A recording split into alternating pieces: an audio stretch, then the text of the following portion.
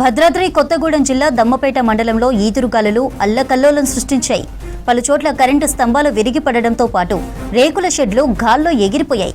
మామిడి తోటల్లో కాయలు నేలరాడడంతో రైతులకు తీవ్ర నష్టం కలిగింది. ఖమ్మం జాతీయ రహదారిపై భారీగా చెట్లు నేల కొరగడంతో ట్రాఫిక్ జామ్ అయింది. రోడ్డుకు అడ్డంగా పడిన చెట్లను జేసీబీ సాయంతో తొలగించారు పోలీసులు. పలు ఏరియాల్లో కరెంటు స్తంభాలు ఎక్కడికక్కడ పడిపోవడంతో విద్యుత్ సరఫరాకు అంతరాయం కలగకుండా చర్యలు చేపట్టింది విద్యుత్ శాఖ.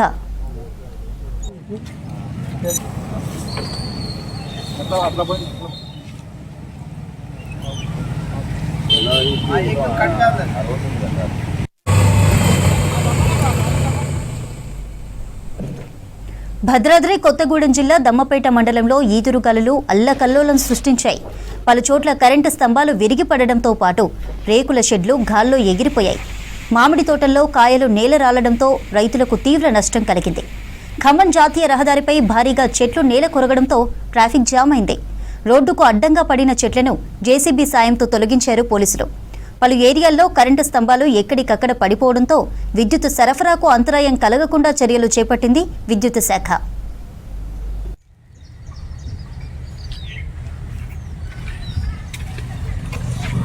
రోడ్డు నిండా